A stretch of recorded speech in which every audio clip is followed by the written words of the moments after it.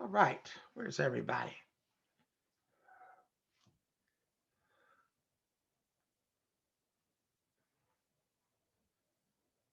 All right, participants. Let's admit people. One. Hello. Hello. This Claude. Yes, this is Claude. This is Reverend Lloyd. How you doing? I'm doing well. How are you? I'm doing well. Thank you for agreeing to be on our panel. Sure. Yes, Actually, I think indeed. Wendy's calling me right now. Do you mind? Let me just answer her. Yeah, go right ahead. I'm buzzing people in. Hi, Wendy. Hi, it's all working. So yes, I did because it said waiting for a host, so I wanted to make sure that I had the right link, but it's working. Okay. All right. Yeah, sure. Bye-bye. Hello, Dr. Chikaya. Hi, I'm Chica. How are you? Chica, Reverend Lloyd. Good to meet you. Nice to Thank meet you for being on our panel. I'm just admitting folk. Let me, Chris, let me make you host, co-host, so you can do this for me. Yes. Where's Chris at? Chris Noble. More.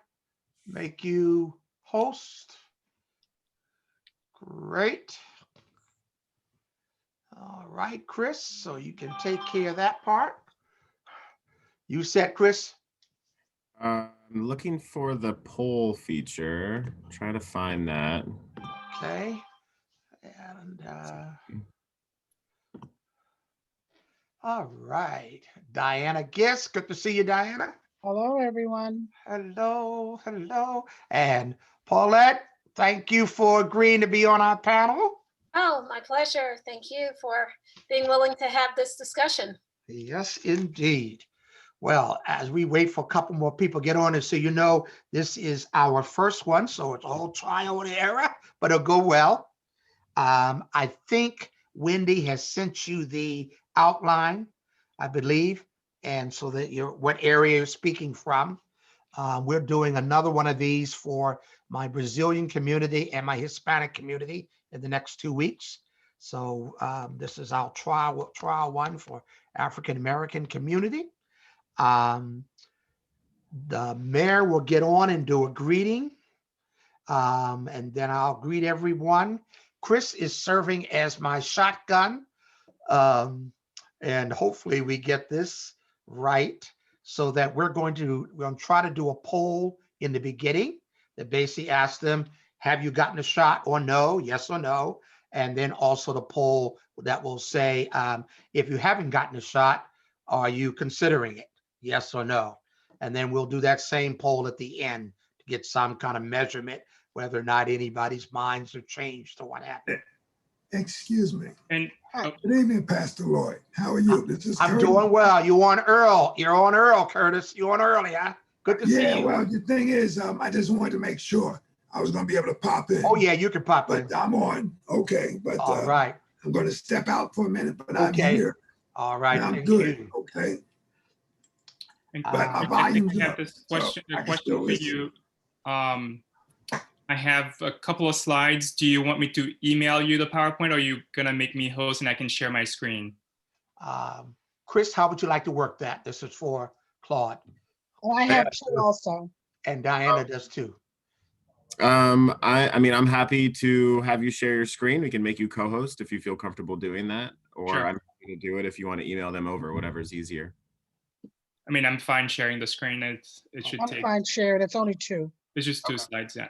Wonderful. And I have 2 slides also that I'd like Good. to share. Oh, good. Go on, all y'all tech folk. That's wonderful. That's wonderful. That's all right. That's okay. So all of that. So you caught that, Chris. You have the order of agenda. Did she send you that? I am still waiting for, yes, I do have the agenda. I am still waiting for the password. So if we can't end up doing the polls on this round, I can just throw the questions into the chat, and then people can either raise their hand or we can have them say yes or no in the chat if that works for you. Okay. What I'll do is because you have to turn on the poll feature on the account. So if I can get the password, I'm happy to turn that on. But all right. And Could you add one other question in terms of what people's fears are about the vaccine? Chris, catch that? Okay. I'm happy to, if that's what you'd like me to ask. Yes, that would be great. Sure. Mhm.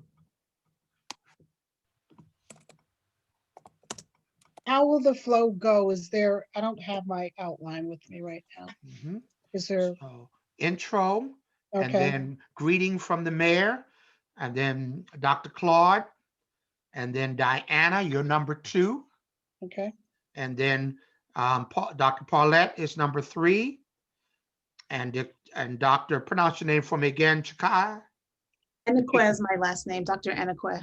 Anakwe, and she's number 4. thank you. And number 5 will be, there is a patient navigator, Christy Rodriguez from Latino Health Insurance Program. And she will do a little wrap up talking about local access to the vaccine and what's happening. That is our order. Right? Any questions here? Now, why, Chris, are they texting me saying somebody wants a passcode? I need to shut off the passcode in order for people to get in? I don't normally have to No, do that. so I think they're thinking there might be a password of entry into the Zoom, which you don't have. No, I didn't protect it that way. Yeah, what I need is the password to your Zoom account so I can turn on the poll Right. feature. So let me just tell him no password needed. Let's not make this harder And than it's what all it good is. if we can't do it this round. I think we can move it all over to the chat. You know, no need to worry. Okay. And then let me get, oh, Diana. Hi, Wendy. Okay, yeah, I got a thing from Diana. Great. Let me see who's this. Page Joseph. I think it's asking, no, it shouldn't be asking for a passcode. Joe, I think it's asking.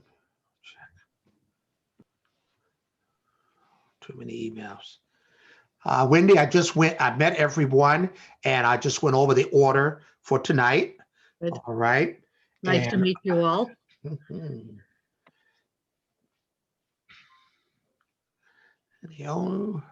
And what we've agreed, Wendy, is that Chris is doing the, I put Chris as the host, and he will allow each one of the presenters to put their slides into the screen. So that's what I'll take place. So he'll do that for them. Dr. Chandler is there? I don't,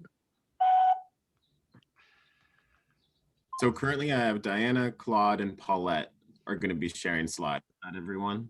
Diana, yeah. I think everybody is. Yeah, I Yeah, I emailed think you my everyone is. slides, but if you want, I can share them. I have them up on my screen. However you want to do it is fine. Okay. Yeah. So Okay.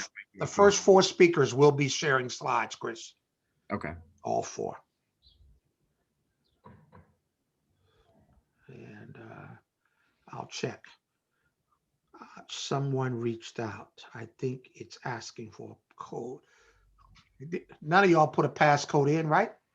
No. it was- No. So it should not be whoever's asking. They're missing. Good evening, everybody. Good evening, Patricia. How is All right. everybody doing? Good. Praise God.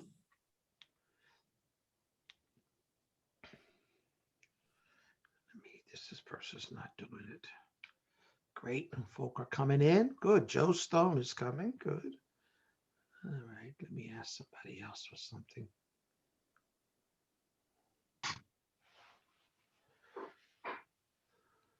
All right. Coming in, coming in, coming in. Penny's coming in. Marcia, great. Welcome those coming in. We're going to get started in about 3 minutes. All right. Yes. Hello. Good evening, Reverend Lloyd. Good evening, everybody.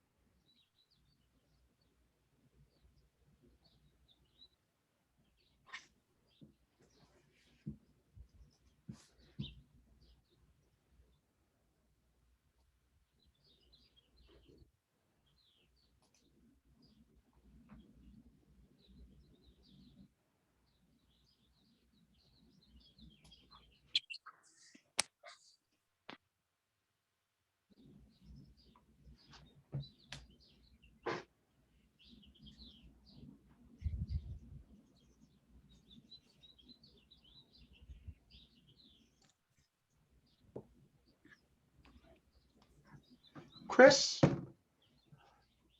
Hey, Yes. Chris, let me give you that. And that is, let's see if you know your Bible, John 3:16. Okay. Perfect. Any capitals? Capital J, and Okay. then GFCC. Okay. All right, that's that. Wonderful. Hey, Kendra, it's good to see you. All right, good to have you on. And we've got other people joining, which is great. I want to get started in a few minutes. Let's see, who am I looking for? Christy Rodriguez. Christy, Hello? you there? Hello, Reverend Hi, Lloyd can you hear here. me? Yes, I can. Thank you very much. You're going to talk a little bit about the insurance program at the end, correct?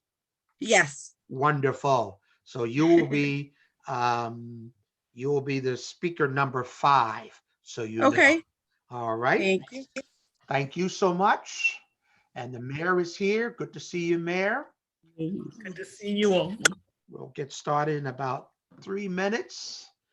And good to have folk on. Nice button.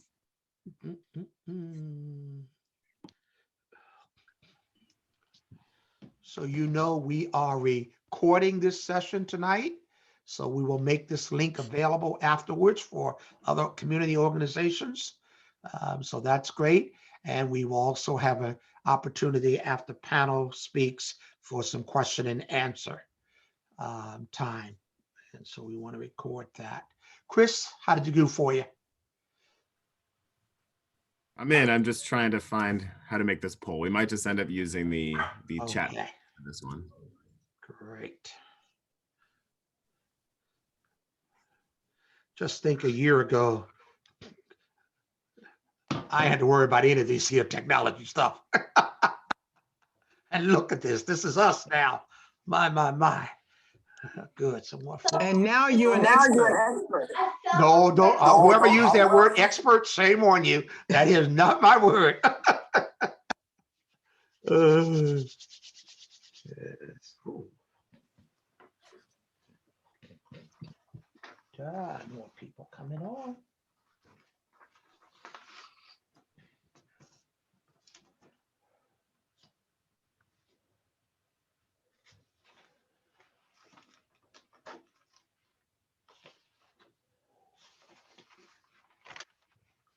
All right, some more.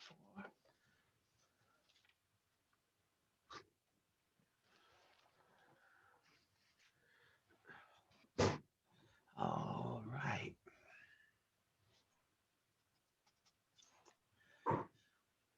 Yes, people, come on.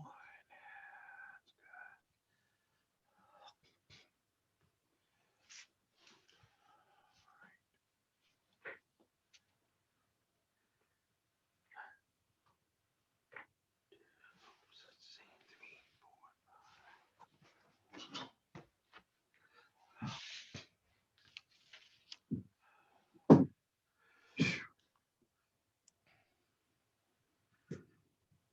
Mhm.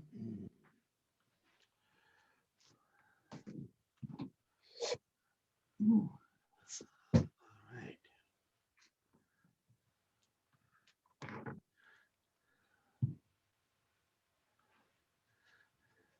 Oh, good. Everybody wants a mate now. All right. Well, we got a good number. We got about 26 people on here already. More people are coming in. Let's get started. And then with that, while you're talking, I can get a chance to answer some of these people who want the link all over again. We'll deal with that as we go. My name is Reverend Lloyd. I pastor the Greater Framingham Community Church, and it is my privilege. I'm going to serve as a host tonight. And Chris, who is Chris Noble there, is serving as this, I call him, he's a shotgun rider. So he is handling all the technical part, and he will also turn the screen over for our presenters when they have something to put up on the screen. We're very thankful to bring this here forum to the larger community of Framingham and even Metro West. We will make this link of this program available to other community organizations after tonight, so they can use that going forward. This is the first of 3. We have another session on March 29th. That will be for our Brazilian and Portuguese speaking community. And on April the 9th, one for our Hispanic community. And they have their own set of panels as well, and experts supposedly on this here subject matter. What I would like to do is for tonight, there are going to be 5 speakers. They will come in order following after following greetings from the mayor. And then after that, we're going to have an opportunity for question and answer time. And I'll try to gauge that. For question and answer, I probably recommend you use the reaction button at the bottom of the Zoom. That way I can catch it. But if for some reason between myself and someone else, I don't see you, we'll give you, because we want very much that you get a chance to ask questions and get some answers to those questions tonight. I want to thank all our partners for this, for Wendy, Dr. Wendy Parker has been very crucial with this, and Dr. Milagro with the Latina Health. They have been very crucial in pulling this together. Let me begin by reading for you just a short blurb. Someone left on a paper on my desk on Sunday when I got to church, and it's a copy of a letter to the editor, and I assume it's probably our Metro West paper. And it says, for months, I've been trying to schedule an appointment for my 89-year-old mother and myself, only to get an email and text letting me know that there weren't any appointments available. Recently, the Greater Framingham Community Church sent out an email with a 211 number for assistance to schedule appointments with live operators. Not only a number, but an angel named Kendra. And Kendra Martin is on our screen tonight. But an angel named Kendra, who worked tirelessly online scheduling appointments in record time. My mother has gotten her first shot along with many others. I'm scheduled to get my first shot soon. As a Black woman aged 69, I must say that Black folk are ready and willing to be vaccinated. It's really an issue of accessibility. I thought that really sums up a lot of why we're here today. We are and we do want to get this here vaccine.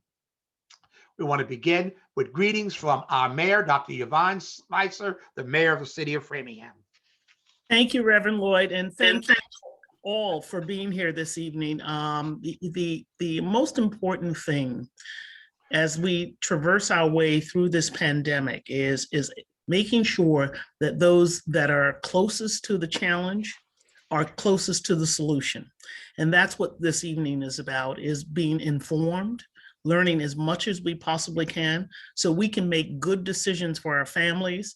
And as the mayor of the city, it is my responsibility to make sure I do everything I can to bring the solutions right to the community. And that is something that I am very pleased that Framingham has been recognized as a community that for some targeted equity assistance. And that is going to make a huge difference. I'm pleased tonight, some of my teammates on here, Alex DePaulo is on the call, and also our liaison from the Massachusetts Department of Public Health, Barry Salas is on the call as well. Barry's been terrific, and we are going to make sure every person in Framingham that wants a vaccine gets a vaccine. And I'm committed to this work. Kendra, thank you, Angel. Thank you for being that beacon of light. And as my grandmama used to say, it's better to be a blessing than to receive a blessing. And you have been a blessing to so many. So thank you for all that you will continue to do. Thank you. I'm here for our entire community. And I'm so glad Reverend Lloyd kicked this off tonight to really have folks that are involved, professionals, talk about this situation in a way that is accessible to African-American communities in the ways in which we can continue to do better. So thank you, and I'm glad to be here tonight. Thank you, Madam Mayor. Appreciate your leadership. And thank you for, especially to your Department of Public Health, for being a part of this game, got this game plan going. And I concur with you. We're going to get Framingham vaccinated. There's no doubt about it. We're going to meet our mark, and we want our folks safe. And so thank you. And we are a part of that journey. At this time, Chris, I would like for you to put the poll up. Everyone, I would encourage you to use your Zoom to take the poll. We want to do a poll at the beginning and at the close. Question number 1.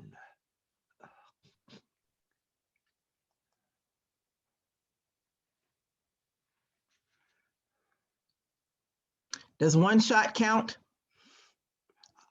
Yes. Okay, and the other's coming, okay.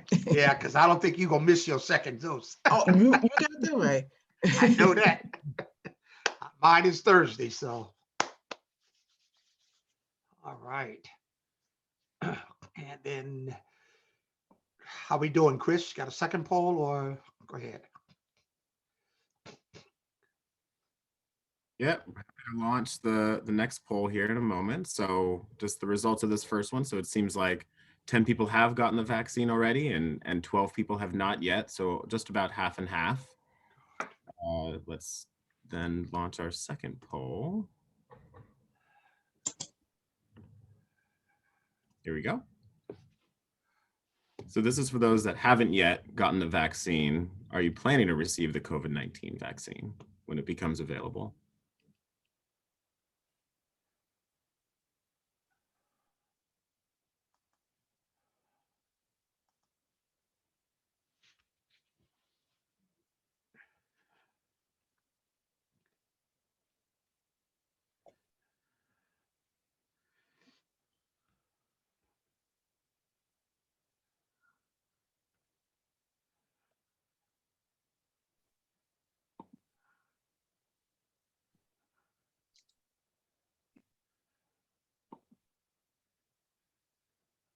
All right, let's see how we voted. So we had 14 people respond and 12 said yes. 86% of us tonight are going to get their COVID-19 vaccine when it becomes available. And there's 2 of us on the call that are still thinking about it, still waiting to decide, or we'll take this poll again at the end of the session. Thanks everybody for participating, and I'll pass it back to you, Reverend. Thank you. Okay. Was there a third question we were going to ask? Question about We do have a question. This one will be a little tricky to do over a poll, but maybe we can share it in the chat. Okay, share that one in the chat. Yeah, All so right, this I is, appreciate that. if anyone has any fears or concerns about getting the COVID vaccine, feel free to write those into the chat, and we can either follow up with more information, or we might even be getting into some of the your concerns later on. So there's the question. Thank you so much. Well, tonight we have an impressive panel, and they have we've sort of broken up topics or areas for which they're going to speak to. I believe all 4 of the 5 actually have some slides they're going to put up for us tonight. And the first person is Dr. Claude Aubrey, and Dr. Claude is, get it right, internal medicine, Mass General Hospital, an instructor in medicine at Harvard Medical School. We are so happy to have you. Take it away, Claude. Great. Let me just share my screen.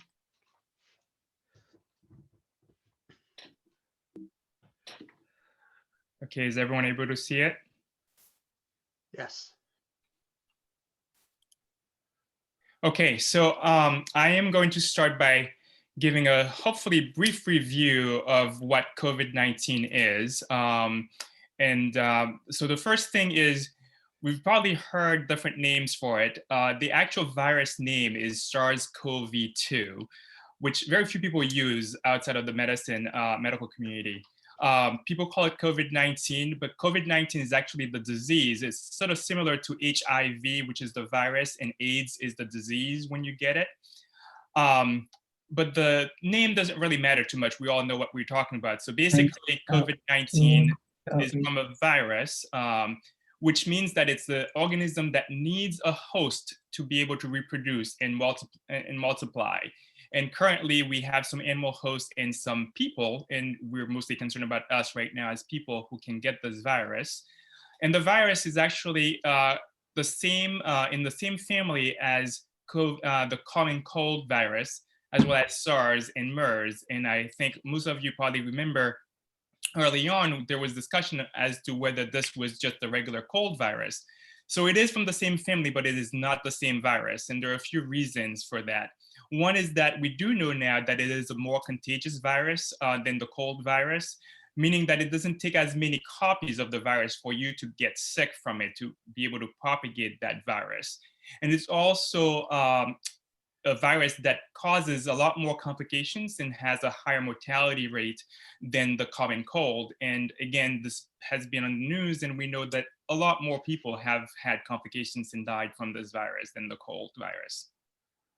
And so what exactly is this virus? Again, it's sort of similar to the coronavirus family virus, and it's from bats as far as we know right now.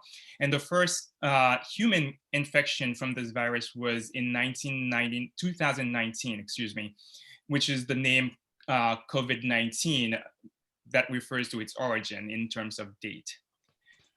And so how does this virus transmit? The primary mode of transmission of this virus is through respiratory droplets, which is sort of tiny little liquid drops basically, that comes out of someone's mouth, nose, if you sneeze, and those droplets can contain the virus in it if someone is infected. And if it falls onto someone else's mouth, nose, or eyes, you can actually get infected yourself from that person who had it. Another mode of transmission, which is not as high as the droplets that we just mentioned, is by touching things that may have the virus on it, sort of doorknobs, stones, other sort of household items that if someone is contaminated, touches it, puts the virus on there, and then you end up touching it, but you have to actually introduce that virus into your system by touching your mouth, touching your nose, your eyes, which is why we started this whole pandemic by really having a big campaign on helping people not touch their faces, put your fingers in your mouth, or touching your eyes even. But again, the biggest mode of transmission is by inhaling or having that droplet from someone else come into contact with your mouth. And so this has really helped by using masks by both primarily preventing you from sending that virus out of your system if you have it, having that mask block the virus basically.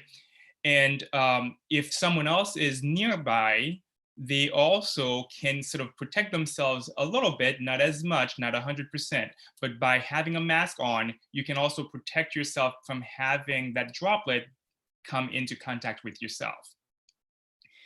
And this is the last slide for now, and I'm sure most of you have already heard. So what happens if you get this virus into your body?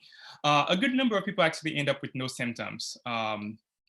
But about 80% of people from the last data that we have will end up with some combination of symptoms. It can be one or many of these other symptoms that I listed. Sore throat being a big one, fevers, headaches, muscle aches, also some GI symptoms such as diarrhea, nausea, vomiting can also happen.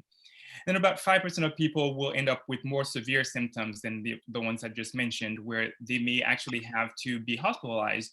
And a good number will end up in the ICU, meaning that they need to have a machine to help their breathing for a while, where you commonly refer to this as having a tube in your system. And obviously death can occur as well from this illness if it's not appropriately addressed. And so this is where I'll stop for now, just a little review of the virus. I'm sure there'll be questions later. I'm happy to help answer, and I will pass this on to the next speaker for the next part. Thank you, Dr. Claude. I appreciate very much. And boy, oh boy, it's good to look on the screen and see you and say, I got somebody out there at those various institutions that look like me. I just did my heart good. I want you to know. That's all right. Dr. All Clark, right. can you stop sharing so I can share my screen? Yes, we'll. Yes. Great. Thank you. Our next person is Diana Giss. She is supervisory nurse at Beth Israel Hospital. She's been on the front line from day one.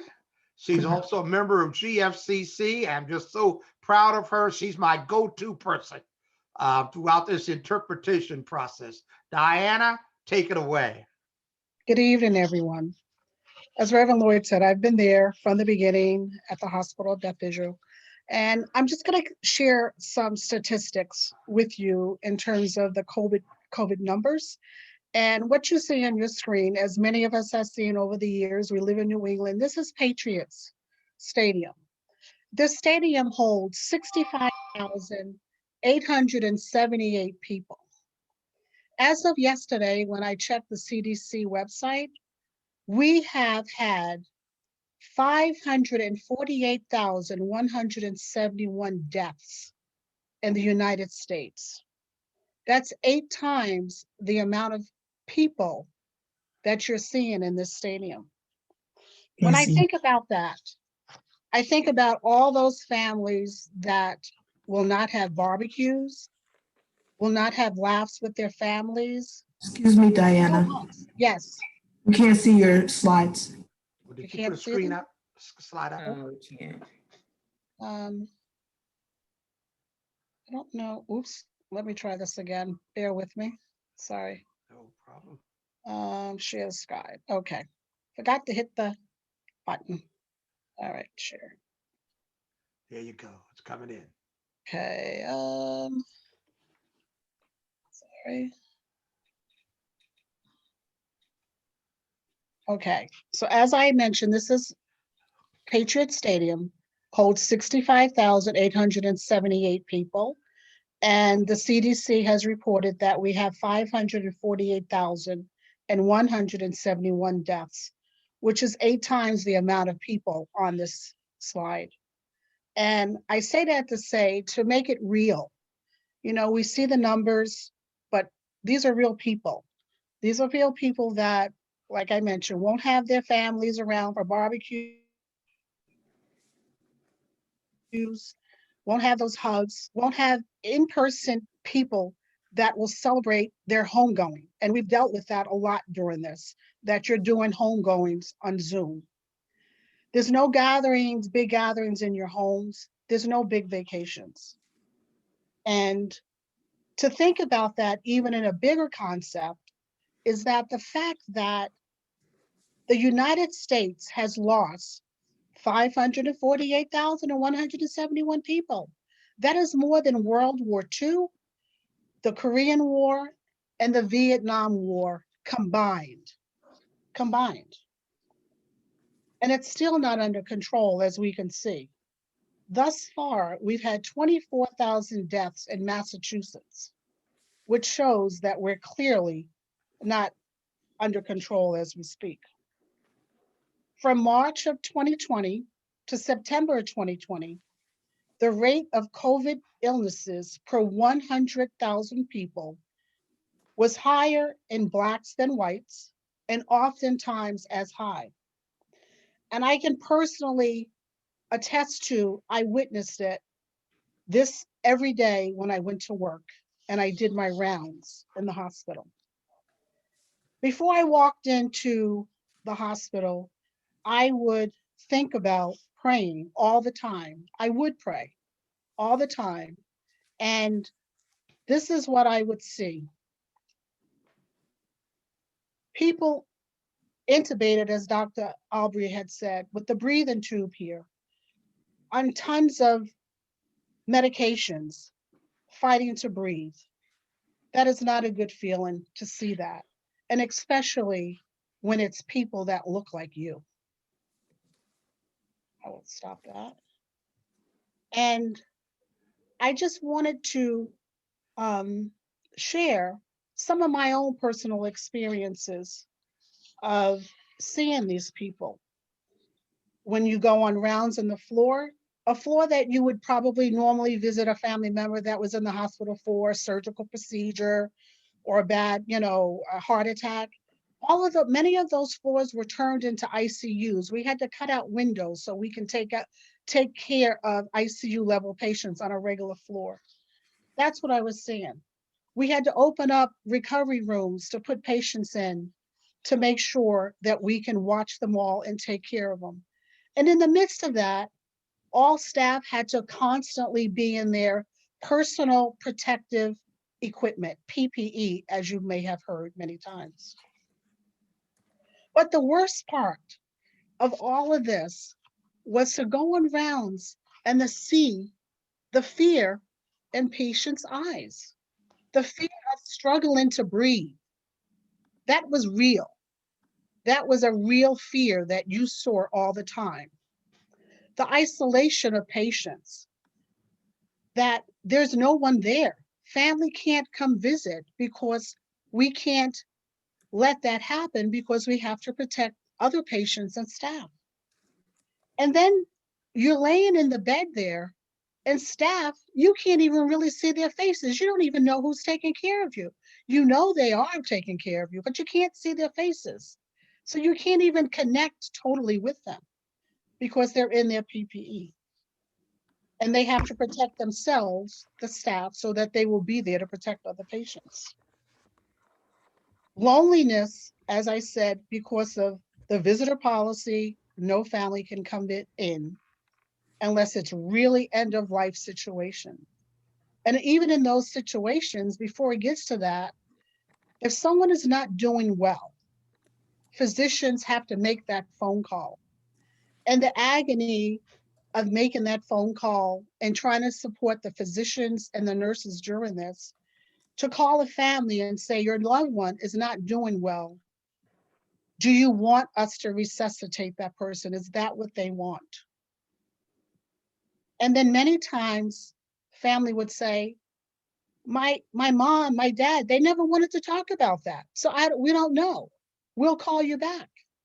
And I remember clearly that a daughter had to say that to a physician. I'll call you back because I don't know. My mom didn't want to talk about it. I'm going to talk to my siblings. And she did that. And when she called back, she had to say half of her siblings wanted to do everything. And the other half said, my 94-year-old mom wants to go peacefully. We don't have to do that. If anything else, I like to stress also during this time is make sure, regardless if you're 18 or over, you have children, aunts and uncles, nieces and nephews, have them sign that healthcare proxy. It's a very important tool when you go into the hospital, so you know that that person will follow your instructions and you have had that conversation with people.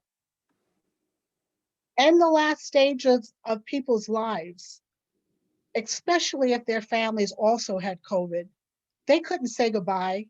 They couldn't hold their hand. They couldn't hug them. They had to say their goodbyes through FaceTime. Imagine, you're dying, you know something's happening, but I can't even hug or hold my loved one's hand to get me through this. I say that to say it's very important that we get this vaccine, not for ourselves, but for our family and for the community. It's nothing like working with these sick, very sick patients. And then we get the information, oh, COVID doesn't affect young people. But we've had that in the hospital. We had a 20-year-old who didn't want to come into the hospital because he had asthma. So I'm not going, I'll be fine, I'll be fine. He came to the emergency room, was treated, kind of got a little better, was transferred to a unit. But unfortunately, with COVID, things can change on a dime. And he didn't make it. And to be in the room and see those nurses cry and staff cry because this young person died. And even if they're not young, to feel the compassion of them taking care of patients with COVID that look like us, and it affected them. And to see it, how our community is affected so much. That is why I want to encourage all of us to share with your families and friends to take the vaccine, because observing all of this pain, all of this trauma, we want to protect each other because we are our brother's keeper. Thank you. Thank you so much, Diana, and I thank you not only for your sharing of the realness of it all, but also thank you very much for you and all of our first responders. It's just amazing. I can't tell you the fact what all that we have gone through and y'all have pushed through to be there on the front line for folk in the midst of all that. Thank you so very much. Our next presenter is Dr. Paulette Denise Chandler. She is an internist at Brigham and Women's Hospital. Take it away. Okay, I'm just going to share my screen and I'm going to be talking about vaccine development.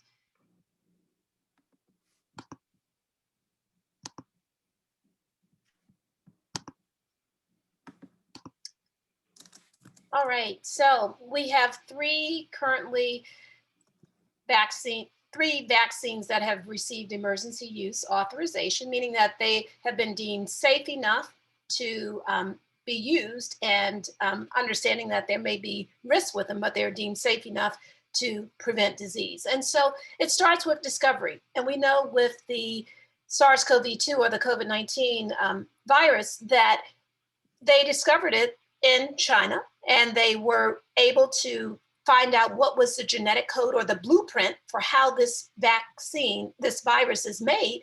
And they were willing to share that information around the globe. So there's never been a time where there's been so much collaboration across continents, across institutions, as the development of this vaccine, the various COVID-19 vaccines. So once they had the genetic material for the vaccine, then they could develop various strategies for allowing the immune system to develop an effective response. So they were able to, of course, culture the vaccine, and then they could inject it into animals, inject the virus into animals and see how the animals respond. And then, of course, then they start developing therapeutic agents that will kill the virus.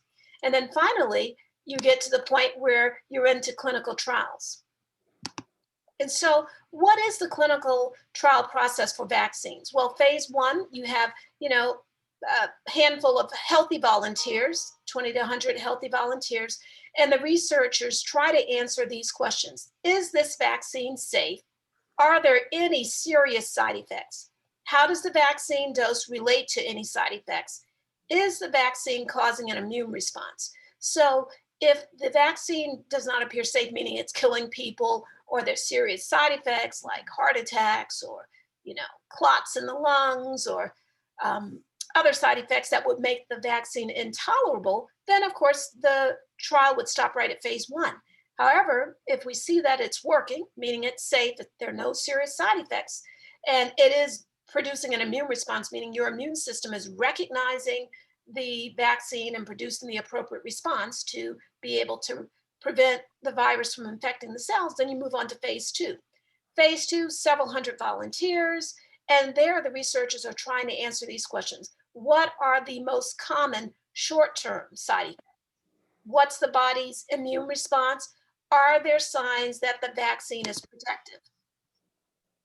And in phase 3, that's thousands of volunteers. So that's where we see Pfizer with over 40,000 participants enrolled, Moderna with about 30,000, and Johnson & Johnson in the 40,000. So now once you hit phase 3, sites are conducted, doing this experiment around the country. And for Pfizer, of course, they had international sites, Brazil and South Africa, and the same thing with Johnson & Johnson. And then phase 4, the vaccine is approved. So now we're at phase 3 where the FDA has granted, the Food and Drug Administration has granted emergency use authorization, meaning that not only are the vaccines safe, but they're also efficacious.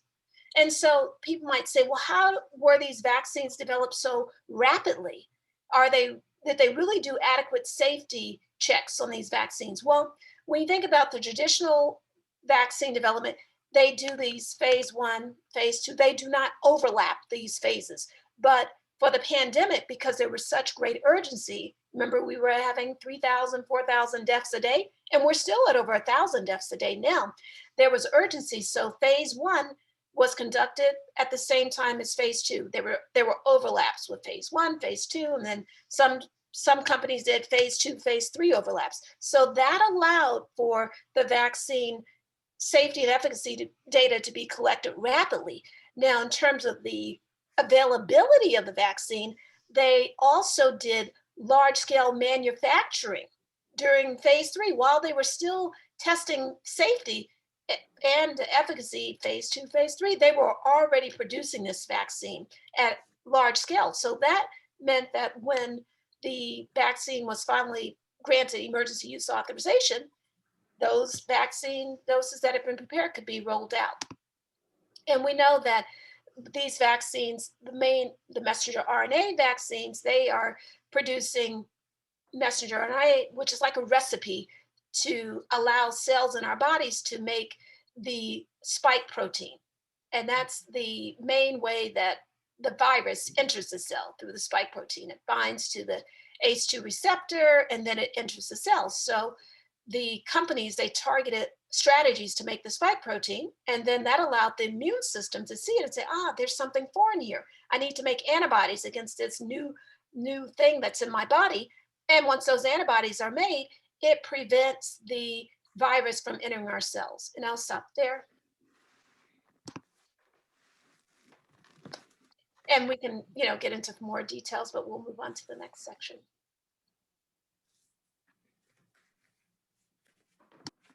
Good evening, everybody. My name is Dr. Inekwe, and I have started sharing my screen just so we can move into our next section.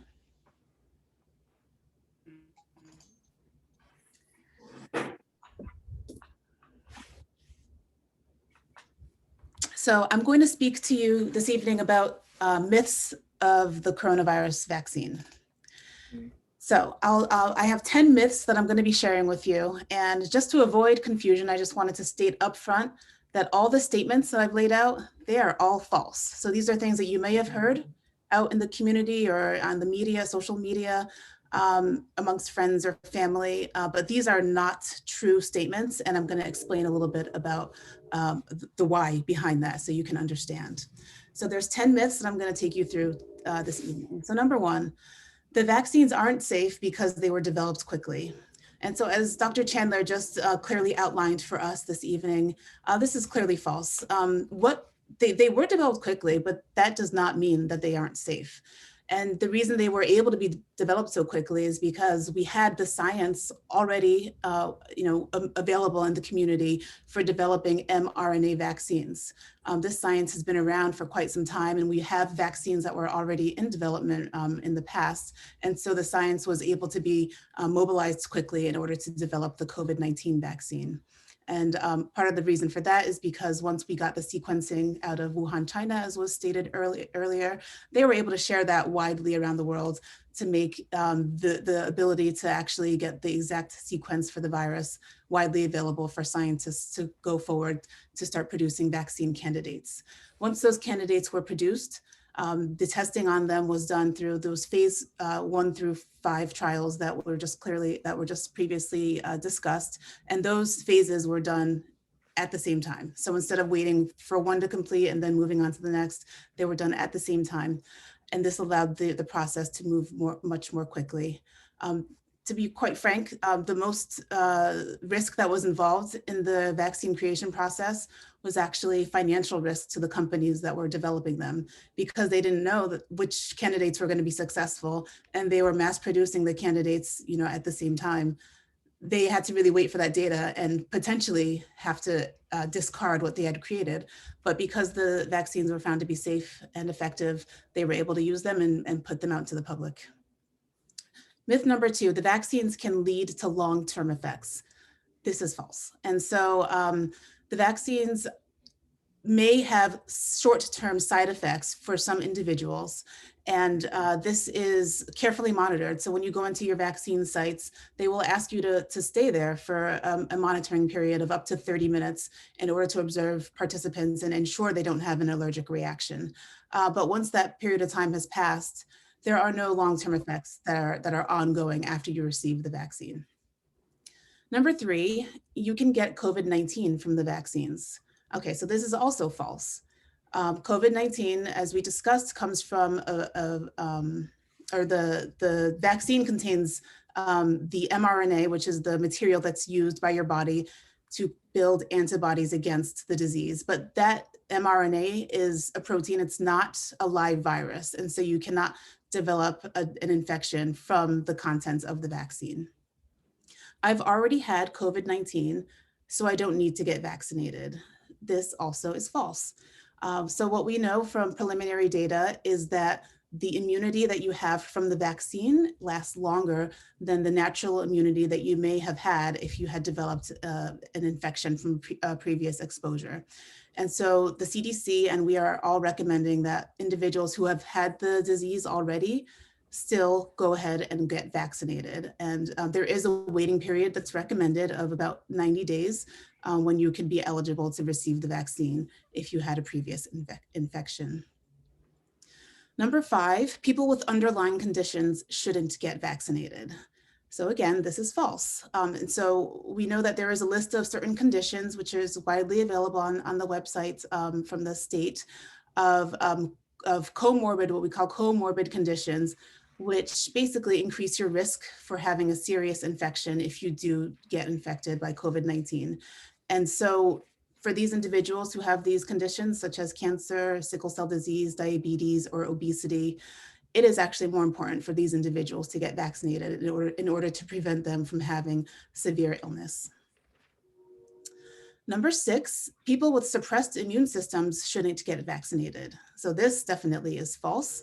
And what we find is that people with suppressed immune systems, they may not develop as strong of an antibody response to the vaccine, but just like the individuals in the previous statement with underlying conditions, they do have a higher risk of severe illness. And so it is very important for them to receive the vaccine, even though they might not develop as much of a strong immune system response as a healthy, non-immunosuppressed individual. They should still get whatever protection that they can get. Number 7, the COVID-19 vaccines will alter your DNA. This again is false. And so what we learned from our previous presenter is that these mRNA proteins come into the body, but they don't actually go into the area of the cells, which is the nucleus, that is where DNA is found. And so the body is able to develop their immune response irregardless of exposure with, irregardless of having any sort of interaction or exposure to your DNA. If you get vaccinated, it could make you infertile. This again is false. There's no evidence or data to suggest that particular finding or side effect with the vaccines. And in terms of, and this goes into the next question as well, in terms of women who are pregnant, it is very important for them to have protection against the virus. And there's no evidence that the virus can be passed along to the baby when a person who is pregnant goes and gets the vaccine.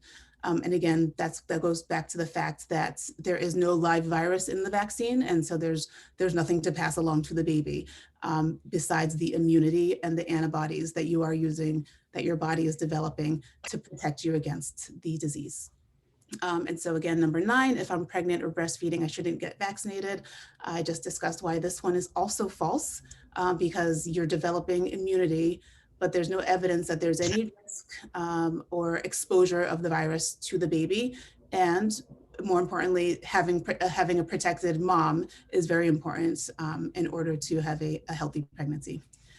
And finally, myth number 10, once I get vaccinated, I don't have to wear a mask or practice social distancing. And we all know that this also is false. And part of the reason for this is that we're not quite sure. There is preliminary data to show this, but it hasn't been fully announced that a person who has received the vaccine may potentially still be able to spread the virus to others. And so you want to protect both yourself and those around you.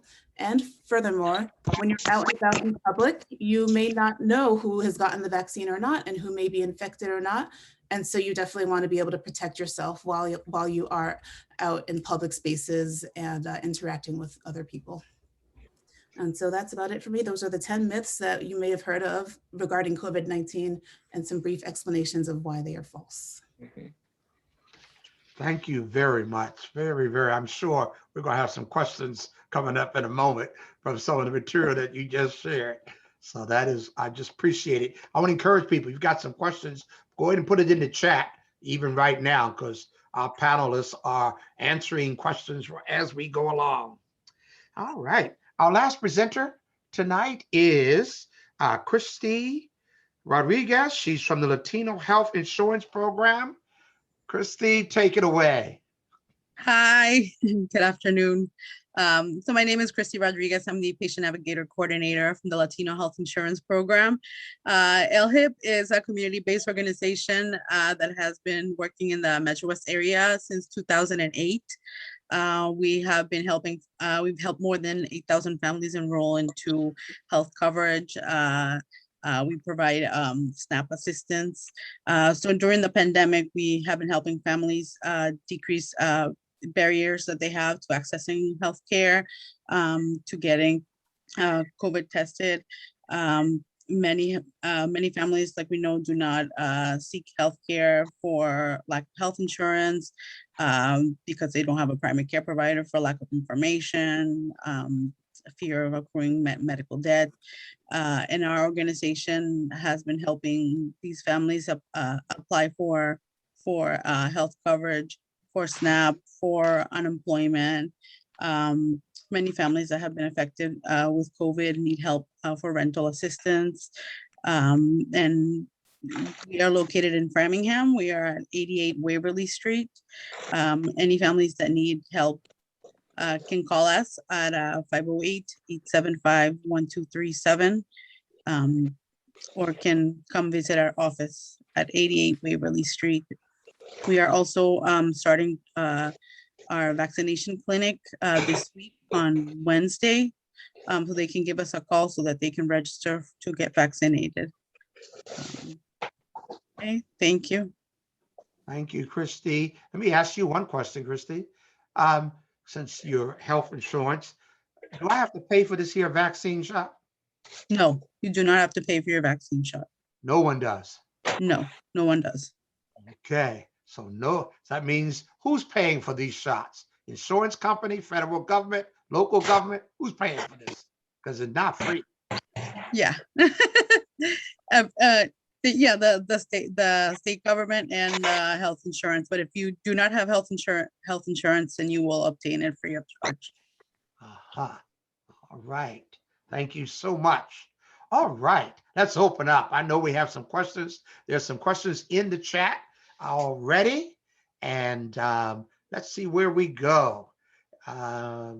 Use the reaction button at the bottom, and between myself and Chris, we hopefully will see someone with a question and have you turn your mic on and ask the question. And panelists, any one of you, feel free to jump in and give an answer. I could start. Somebody asked about if there's a reason why people who receive the second dose have more severe side effects. So my understanding is that this is the side effects, such as having a sore arm, headache, fatigue. Some people might get chills, fever. This is a sign that your immune system is responding very strongly, very robustly to the vaccine, and you're creating a good immune response. And so some people just may be doing that more than others. There isn't any particular reason I've heard of that for why that is. There's a lot of variation among humans for all sorts of different responses, and this is one of them. But that being said, that doesn't mean that if you don't develop side effects that you don't have immunity. So it's just a natural variation of how people responded to the vaccine. But it's, you know, it can be uncomfortable, but it's actually a sign that you're getting a good response if you do experience side effects. Liz Calder, go for it, Liz. Hi, Reverend Lloyd. Thank you. So my mother's 87 and she has a lot of underlying issues, and she's getting her second vaccine this week. And she hasn't seen, I'm the only family member she's been around in a year because I don't feel comfortable with her being around everyone else. If she gets, after she's vaccinated, and if other people in the family get vaccinated, is it okay for her to be around them? Is she protected? I can take that. All right. Did you mean after the first vaccine or after she's done with the second vaccine? After the second vaccine for everybody. After the second vaccine for everyone, but your mom only the first? No, her the second and everybody else the second off. Oh, okay, so gotcha. when everyone's been fully vaccinated. Perfect. Yeah. So I thought you meant after the first vaccine. So I'll just quickly mention that in case someone else has that in their mind as well. So after the second vaccine, there is some report that you may have about 50% protection, possibly more, but it's not 100% protection. And so we really don't encourage people to sort of change any behavior until they fully vaccinated, and at least 2 weeks after the second vaccine, if you're getting the Moderna or Pfizer vaccine. As you know, for the Johnson & Johnson, it's only one shot. And so we encourage everyone to wait till that 2-week period after your last dose to know that you have some protection, complete protection. And so in terms of what you can do, and right now there's been a CDC report that if you are fully vaccinated and you want to be around people who have also been vaccinated, it's okay to do that. The reason we're asking people to wear masks and keep distance after the vaccine is, as I believe was mentioned before, I don't remember exactly which one, is because you can still possibly carry the virus for a brief period of time and possibly pass it on to someone else who has not been vaccinated, and that person could get sick. And one of the reasons, just to understand better, is that when you get a vaccine, what we're doing is actually really tricking your body into thinking you have a disease that you don't actually have, and it mounts a response, which is the immune response, to build. It's almost like sort of training an army to be ready to go to war. But that army, in a sense, is not always awake. So if you get exposed to the vaccine, your antibodies are not ready-made and ready to attack. It may take some time for your body to recognize the virus and mount that response and wake up the army and say, go to war. So in that intervening time, we don't know exactly how long, if it's a day or more, you could potentially have the virus still be lingering around and pass it on to someone. But if you yourself have been vaccinated, you get exposed to the virus, as far as we know, you will not get severe enough illness to require hospitalization, and there's not been anyone who has died after getting the virus if they are vaccinated. And this includes an 87-year-old woman with underlying issues? As far as we know, no one has been hospitalized or died, and so she would be protected from that standpoint. There's still a little bit of some hesitation about, could someone possibly develop mild symptoms? And we don't have good evidence that people are developing symptoms, but we would not say that she would get to the point where she would need anything more than being home, I guess. Okay. That is, per CDC and studies that we have, it would be safe. Thank you. Thank you for that question. Thank you for that answer. Michelle McGann? Hi, my name is Michelle McGann. I'm a teacher at Framingham High School. And one thing, the myths part of this was really helpful because that's a lot of what I hear with my students when we talk about the vaccines. And then they say, well, I'm scared of this, I'm getting COVID from it. So that was really helpful to give language. I think if one that I hear from students often is the second myth of the long-term effects. And how can we know if there's long-term effects if it's only been a year of COVID, right? Like what's going to happen in 3 years, in 4 years. And so if there's any guidance or advice on how to approach conversations, like when I get approached that question, I would welcome advice on that. And thank you so much.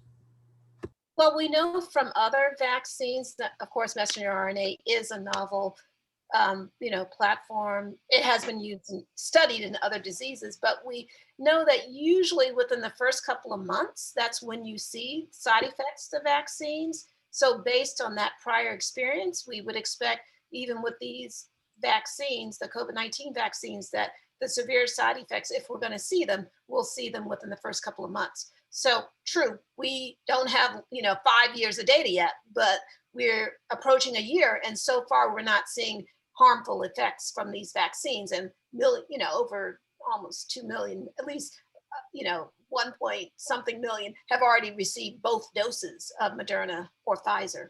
And so that's really good. It's tremendous safety profile for a vaccine. Someone else, another, yes, Marcia. Yes, good evening. So my question is, where can a resident of Framingham go to get the vaccine? I tried to make an appointment for a relative that is not so versed on the computer recently.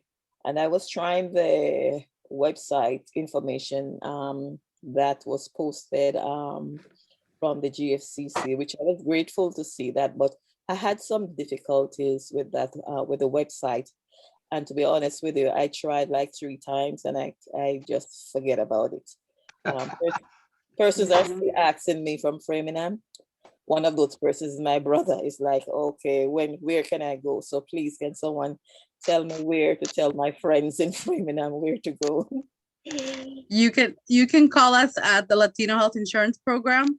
I'll put our information in the chat, the phone number, but you can give us a call to register. Yep. Anybody that lives or works in Framingham. Thank you very much. I appreciate it. So should I look in the chat to see that information? Yes, I'm putting it in right now. Thank you so much. I appreciate it. Thank you. And Marcia, that's right up the street from us. It's very close to us, but there's also the Natick Mall. Someone told me that they did get vaccinated, but it took them 2 weeks to register. They called each day. They didn't spend all day, but they got through. They made the appointment, and her elderly father, a little older than Liz's grandmother, and her, they went up. They got it very quickly. Both doses. They got both doses. Also CVS in Natick, and I believe we have a couple of pharmacies in Framingham too. I appreciate it. He works with the bus. Also, Marcia, so you know that I think by tomorrow I'll be able to send a link out. Send information out, because we're actually doing a clinic at GFCC. Thank you, so you can get vaccinated. Yep. And so as of my latest email, they're just waiting for me to give them a possible date. And so we're going to start vaccinating. Thank you very much, Reverend Lord. I really appreciate it, because he works with a bus company. And to be honest with you, I'm really scared for him. I got my vaccine. I got the very first one. I'm a veteran, so I'm so grateful that they had offered the veterans in Boston for the vaccine. But I'm really, scared about my brother. I understand that. And I will, I'm going to make a commitment that I will confirm the date. The only thing with it is just to confirm the date by tomorrow as to when they're going to set up. And this is Department of Health in Framingham, and they will actually come to our site. We will use our building, and and by the way, we will be the ones doing the sign up. So you will not be going to the access, okay? We will do the sign up through GFCC. So, and I just haven't decided who's going to be the lead person on that. There's the mayor. Go for it, Mayor.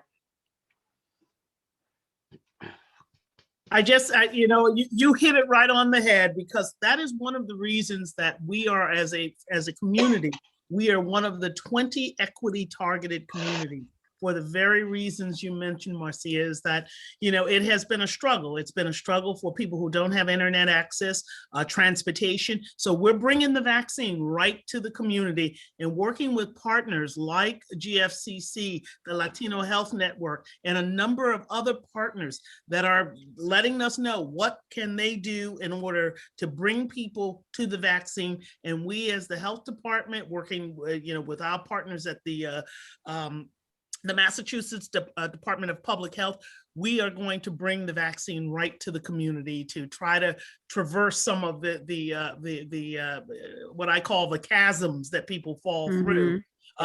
You know, in the process. But I will also encourage those that are not in the categories that have been approved thus far, and because it's going to be April 19th, I would encourage you to get online and register. You can register, pre-register yourself for vaccination. So we may be able to get you into a community site sooner, or something may pop up sooner in another location. I would encourage you to get on the state's website and register. And Barry, I'm just wondering if you could pop the link to the state website into the chat so people have that as a backup if they can access that. Oh, there it is. Alex, Awesome. Alex Thank you. took care of it. Oh, Alex did it. Thank you, Alex. Look at that. Thank you. So Thank you, really Alex. appreciate that. Also, remember, you can always dial 211 also for help. Okay, 211. Thanks. Excellent. Someone Can else I with another take a- question? Yes, Tracy. Yeah, you're on mute.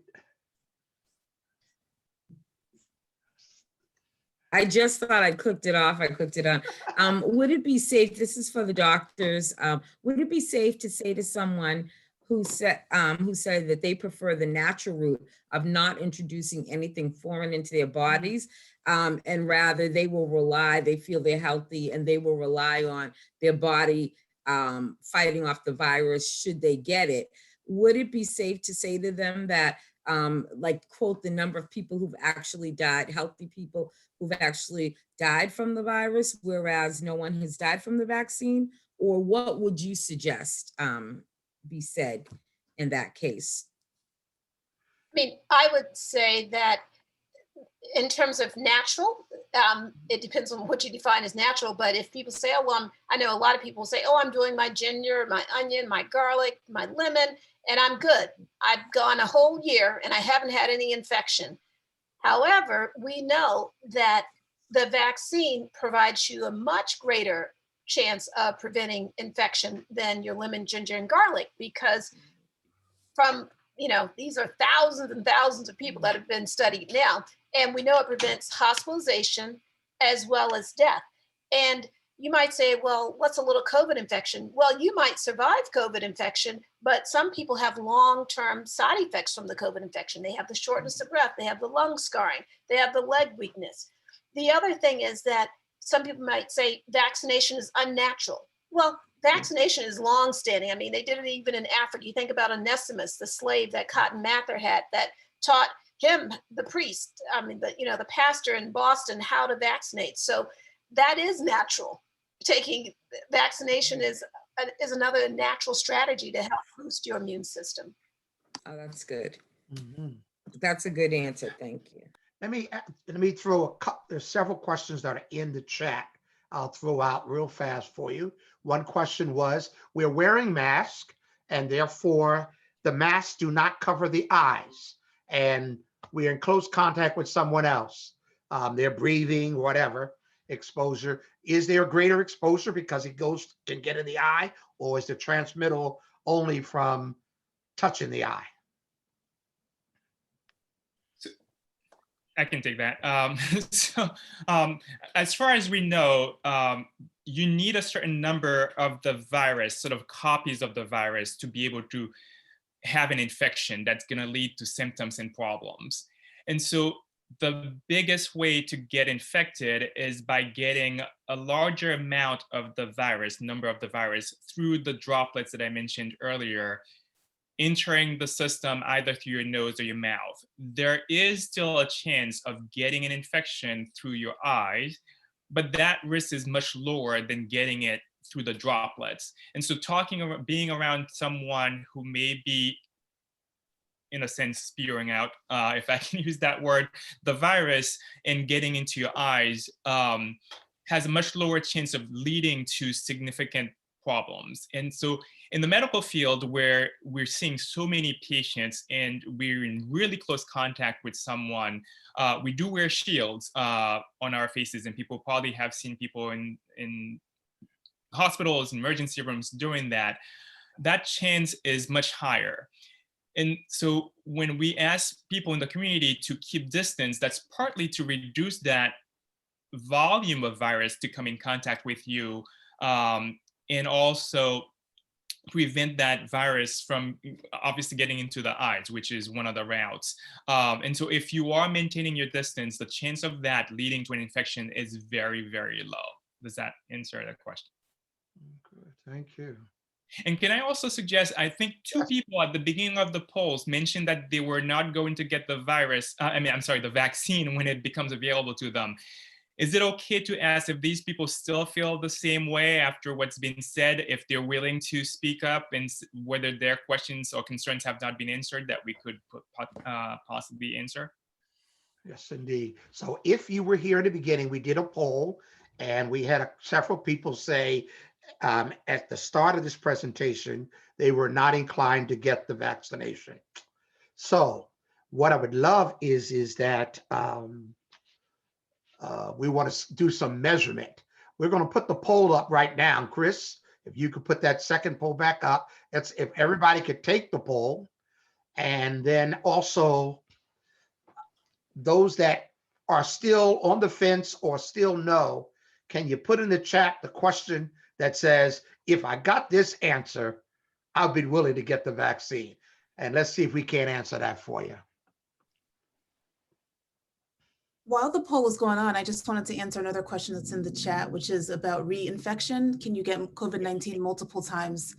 And the answer is yes. It's very rare. There are a few reported cases, but basically that would occur if you received or got the infection and then recovered and then, well, got the infection, got sick, and then had a positive test. So it was obvious that you got COVID-19 and then recovered from that, and then later became reinfected. And the reason that that can happen is that the antibodies may not last forever and may not last forever in everybody. And that's one of the questions that's still being, fully investigated, but there are some reported cases that it can occur. So tell me something to follow up on that one. And there are variants, exactly, yeah. Are we looking at the possibility that like the flu shot, every year we'd have to get a COVID shot? I think that is a possibility, for sure. Wow. Great, Reverend. Well, we yes, Chris. We had 20 respondents. 17 people are ready to get their COVID-19 vaccine, and 3 people would like more information. So maybe if those people would have specific questions or want to come up, raise their hand, and we can answer those questions, now's the time to do so. All right. I'll share the results. There you go. Great, thank you. And I see a question in the chat about boosters, and yes, companies are working on boosters that would be, like messenger RNA vaccines or other platforms that are addressing the variants, meaning the virus that has changed its genetic code so that it is escaping the immune system. So yes, they are working on boosters. Great. Another question, anyone? Especially for somebody who want to push you over the fence. Tracy, is your question regarding websites about that particular question about the origin of the vaccines, or just general information about the vaccine, just generally? I think he was hesitant because he'd been on, social media sites that were saying crazy things. So for him, or people like him, I suggested the CDC site, but I realized for some of them, that site wouldn't be like fast and simple enough. So general information, I guess, but also that would make them trust and kind of run to get the vaccine. Sure. I can share 2 links in the chat where I received some of the myths, the yes and no answers to the myths. So I'll put those in the chat right now. Beautiful. And yes, of course. And then that question, I don't know if anybody wants to answer about the question with the fetal cell lines. Yeah, so there are no fetal cells in the vaccines that are currently being used. Johnson & Johnson, Pfizer, Moderna. Now, for some, the cells were used in the development of the vaccine, meaning studying how to design the vaccine, but none of these vaccines have, none has fetal cells. Okay, so actually it wasn't quite as crazy as I thought. When you said it, I thought like some site just made up anything, but okay. But it did scare him. And my concern was that he was a receptionist at the hospital. So if he shared his fears with me, he probably shared it with other people too. So. Yeah, Tracy, that has come up. And unfortunately, there were some faith leaders initially who had said to not take the Johnson & Johnson vaccine. Sorry, I keep saying virus. But I know within those same faiths, higher ups have also now spoken out and said that it is safe to take, including, I believe, the Pope and other faiths have also spoken out. And I can tell you the Johnson and the Pfizer and the Moderna vaccines are actually really manufactured, which has really helped the development and the production be so fast, as opposed to the flu virus that's grown in chicken eggs. These are mRNA vaccines that are really purely made, machine made, where you put all the molecules together once you know the sequence. So it does not contain any of those. The concern had been raised about the Johnson & Johnson because, again, as Dr. Tindler said, in the development earlier on to try to come up with the technology. But as far as I know, that's been clarified, and I would suggest that these people sort of reach out to their faith leaders and churches and get the answers, because that is debunked. Okay. Margie, you have a question? I do. I want a suggestion. I'm trying to figure out how a lot of the responses I've gotten lately is like, oh, I'm going to wait to see what happens to other people. They're trying to figure out, let's see how this rolls out. Let's see how people react to it. And I also, I want to know a suggestion around like the sense of urgency of the like act now, like we really, to get you to that space of like, yes, these are things that is legit, but at the same time, I feel like how do we create like a positive way to say without causing anxiety, like I feel like I always want to say, no, but it's available, you should get it. But I feel like people are still a little hesitant. I've certainly through that. A lot of people mention that they want to wait as well. And I know from what we've mentioned earlier, this was studied in thousands of people to begin with. And the part of phase 1 and the phases that the vaccines had to go through is about assuring its safety, not just that it's effective. So we do have data that the vaccine is safe. The vaccine is not that different from vaccines we've been using for hundreds of years anyways. And so we do know long-term that vaccine is not going to be around. Again, there is some confidence in the safety of it long-term, even using data that we have on other vaccines, as well as data that we have from the studies that were done on these vaccines. The other thing I would say is, I believe you mentioned something about what's the harm, what's the urgency. There are a few different reasons to really do this as quickly as you can. One is we don't know what's going to happen to you if you get the virus. We've seen teenagers, young people in their 20s and 30s die from this or have long-term consequences. I have patients right now who are having symptoms 9 months out after the virus, and they're in their 20s and their 30s. And so there is a reason to get this yourself. Another big reason right now is this public safety issue, because the longer the virus lingers around, the more likely it will change. And you've probably already heard about variants. That means that the virus is changing its genetic makeup to be slightly different than the versions that we currently have, and we don't know what's going to happen when it changes enough. The vaccines we currently have may not work for that anymore, or they will become more contagious. As we know now, the London variant is more contagious than the ones we had in the beginning and some of the ones we have. And there is also some talks now that the New York version may have higher mortality than the other one. So we need to get this done. And as a society, the longer we wait, the higher the risk. Thank you, Dr. Claude. Kendra. Okay, great. Thank you. So this is just a question that I heard a lot, especially when scheduling appointments. Is it Moderna, Pfizer, Johnson & Johnson? Are they, Johnson & Johnson is one shot. So is one more, there's a 93, 94%. You hear something about a lower percentage for Johnson & Johnson. Does it matter which one you get? Or do you just want to get one? You really want to get whatever one is available to you, because the key thing for the 3 vaccines that are available currently, they all provide, from what's being observed so far, 100% protection against hospitalization for severe disease and 100% protection against death.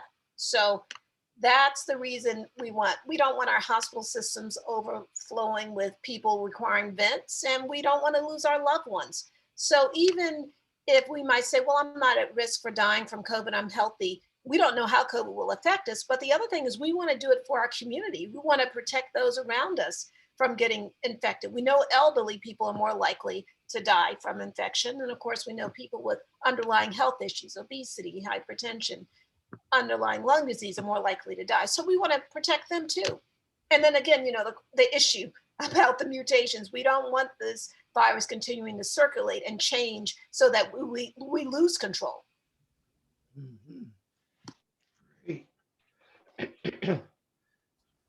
I point you to the chat with someone that asked a question regarding what's happening with the flu right this season. And we do have an answer there regarding why we haven't heard so much about the flu. My side effect of all the washing hands and being precautions and masks and what have you is that it also cut down the flu, maybe, huh? Marcia. Yes, good evening again. My question is, I have 2 friends who actually had the virus. One in particular she's a nurse and she's still having so much symptoms. I'm not too sure if a lot of people don't realize that this virus is really a deadly thing, because she's someone who's always so healthy, and she was actually home for like 3-4 months. And when she was telling me what she has gone through, I was almost to tears, because she says it's the worst thing she has ever experienced. She also mentioned that she was at the point where she saw her father. Her father passed off some years ago, and her father was there holding her hand, and she said to her father, "Daddy, I'm not ready to come home yet." When I heard that, it's like, oh my God, what? So it's a serious thing. But the question is, does anyone know how long with the symptoms? Because she still has problem like walking stairs, going up the stairs. She still has a lot of symptoms with that, and even getting back to work. She has days that she says, "Marcy, I just cannot do it." She's so weak. It can take months for people to recover, and some people they got the infection 9 months ago, and they're still walking around with weakness. I mean, some of you may have seen the 60 Minutes feature on post-COVID. So it's real. Mm-hmm. And there's another question in the chat about, has anyone passed away from complications after receiving the vaccine? Yes. And if they did, was it due to underlying conditions? Of course, we've seen people that have died after the vaccine. It's not evident, or it's not definitive that the vaccine caused the death. I mean, people die each day. People have heart attacks each day. And just if they get a vaccine, they have a heart attack, is that the vaccine causing it? Of course, they're investigating cases like with the clots and AstraZeneca. But so far, they have not seen, definitively, okay, the vaccine caused this death. Mm-hmm. Thank you.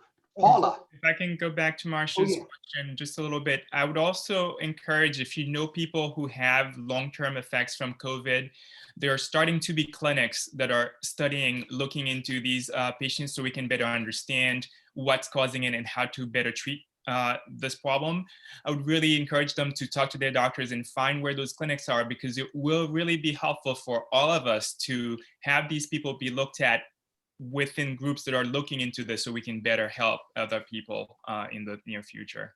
Thank you. Thank you. Very good. Paula, you're on mute. Good evening. You hear the term herd immunity, sort of, you know, in the news, in the media. Can you talk a little bit about exactly what that is? I mean, I have a sense that we're waiting to this point where more people are vaccinated than others, but the term is very interesting.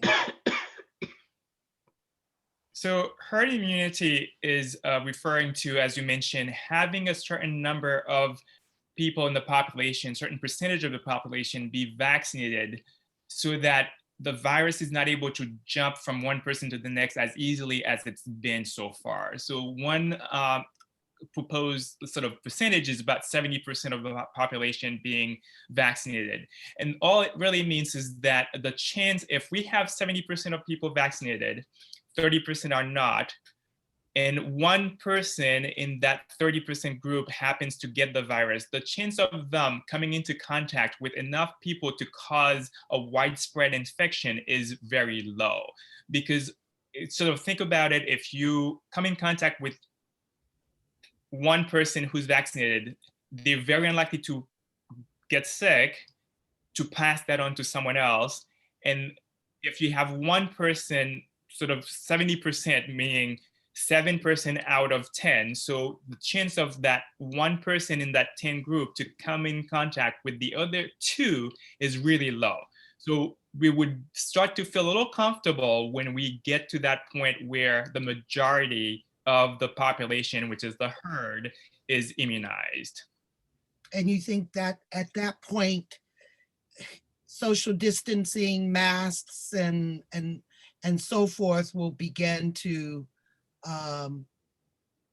be less required? That's the goal, that we would start to lift some of those restrictions, because again, it is not a public health issue as much anymore, in that we can sort of start to relax a bit. Okay, thank you.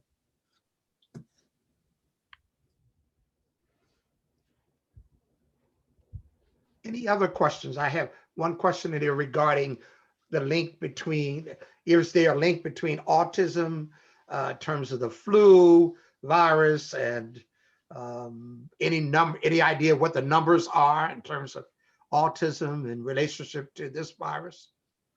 Is there a relationship? I mean, the previous research that had suggested a possible link with vaccines and autism in children has been debunked, and that research has really been exposed as not being true. And we have not seen a link between autism and flu vaccine. And this vaccine, you know, those trials in children are still underway. Pfizer is approved for ages 16 and up, but the other trials are still undergoing in children. But we suspect that there's not going to be a link between autism and these vaccines, because we haven't seen it with the other vaccines either. Mm-hmm. Yeah, that's right. And also, I don't know about rates of flu vaccinations, for example, this past flu season or previously. I don't believe there's been a drop in them. There have been reports over previous years of lower rates of certain vaccines, such as measles, and certain outbreaks, especially among children and families caring for small children. And that may be because of people really falling prey to these myths that have been circulated, and amongst this circle of people that we refer to as the anti-vaxxers, this movement of people who really just don't believe in vaccines. Some of them are driven by a lot of content out there amongst certain celebrities and certain people who are in the media promoting those myths. But unfortunately, yeah, we haven't really gotten a good handle of counterbalancing some of those messages that are out there. but as Dr. Chandler stated, these are truly myths. There's no scientific evidence of vaccinations promoting autism or leading to increased rates of developmental delay or disease in children.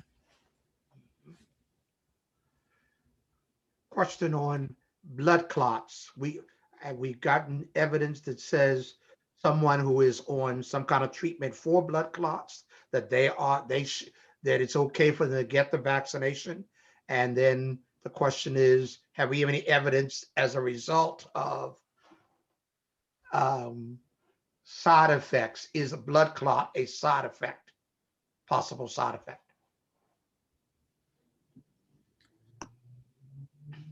I mean, we are, of course, we saw how they stopped the vaccine AstraZeneca in Europe and other sites because they were seeing blood clots in individuals that had received the vaccine. But we also know that when they've investigated the blood clot issue, they have not seen more blood clots in people that have received the vaccine versus the general population. Blood clots happen, heart attacks happen. These are events that happen in everyday life. You may have a loved one who's had a blood clot in the past and they didn't get any vaccine. So thus far, there does not seem to be an association between the vaccine and blood clots.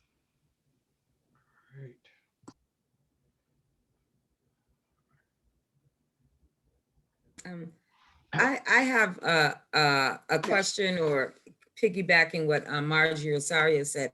If a lot of people in my district are waiting for the herd immunity throughout Framingham, so that they don't have to get it. Some people are hoping, they want the 70% to come up and then they don't need to take it.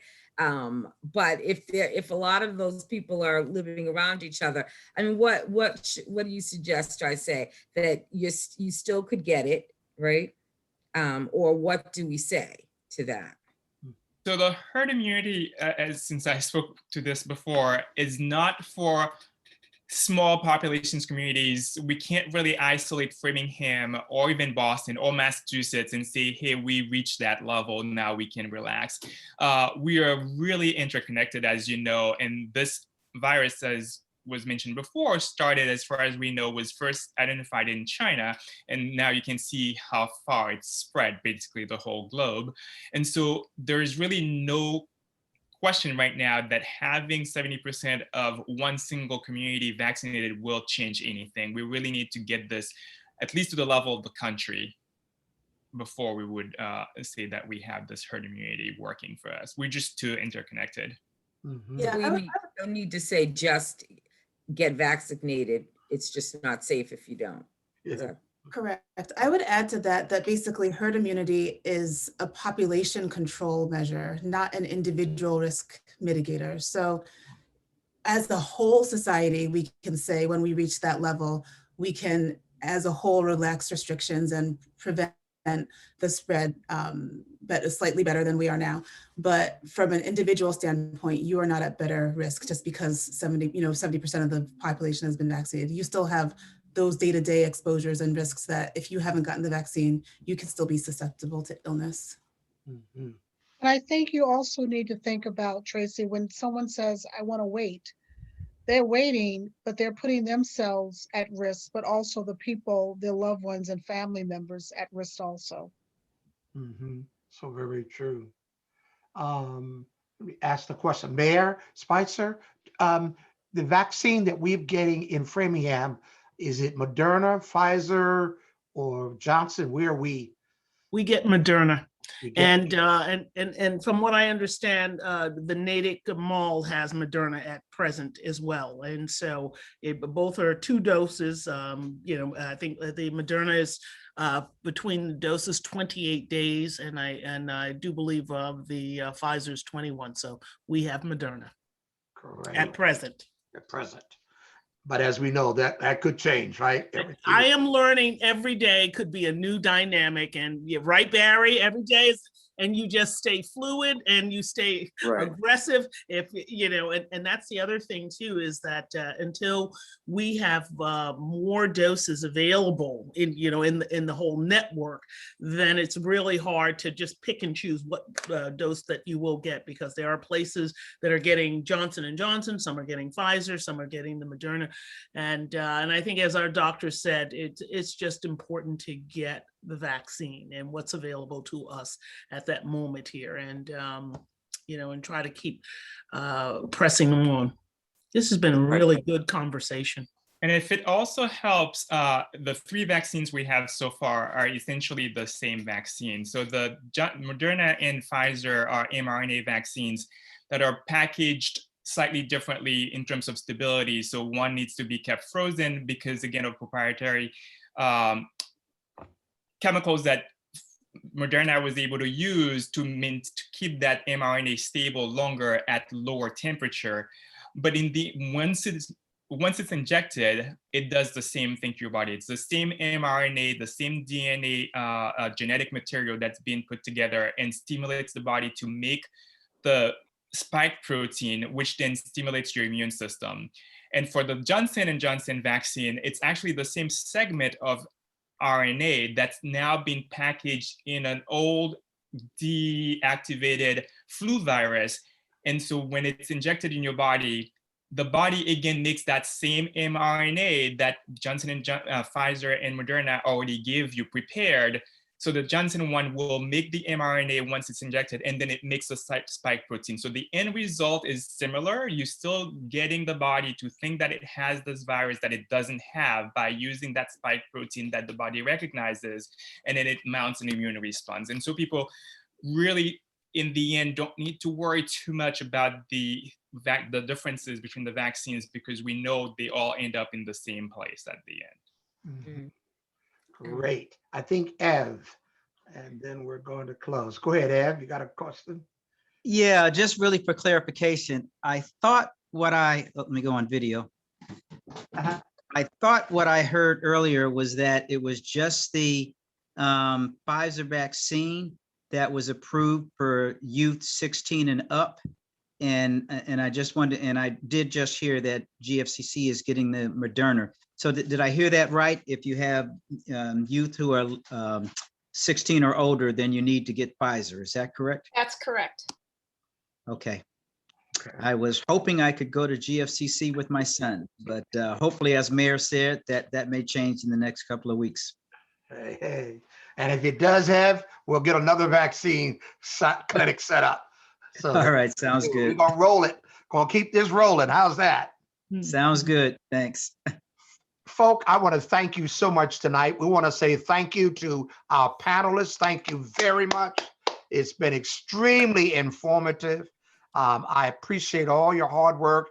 I appreciate your work that you do on the front lines of trying not only to keep us safe, but also to educate us. No doubt about it. It's so important. And we here in Framingham and Metro West are thankful for that. As I said earlier, it's just so good to look on the screen and see you and know now that I know somebody out there on the front line doing the hard work, that we can be safe. As I mentioned earlier, we have recorded this, so we're going to make this link available for community organizations or even for individuals. And so we will publish that and say, here's the link, give some more information.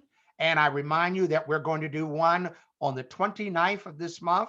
That will be for our Portuguese and Brazilian community. And they have a host of medical professionals coming in. And then on April the 9th, we will do one for the Hispanic community. And they have a host of medical professionals. They will be doing it in their language. So if you know one of the languages, come on and join. If you don't, if you know someone, let them know, because we want this to get out in their language and get them the education. As the mayor said, get the vaccine. Let's get it. Thank you so much, and good night, everybody. Good night, everyone. Good evening. Good night. Thank you so much.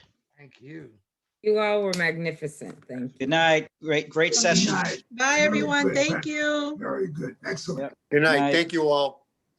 Everybody stay safe. Great, Reverend Lloyd, great. It was great, very informative. Mhm. Really appreciated that.